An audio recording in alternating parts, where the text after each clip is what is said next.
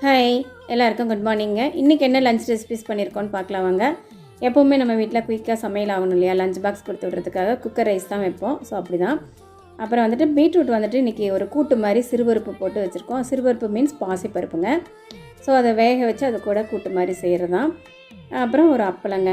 இந்த பாசிப்பருப்பு வேக வச்சோம் இல்லையா, அந்த தண்ணியிலே இருத்த தண்ணியில் வச்சு ஒரு சூப்பரான ஒரு ரசம். இது நல்லா டைஜஷன் ஆகும் அப்படிங்கிறனால டெய்லியுமே நம்ம வீட்டில் ரசம் இருக்குங்க.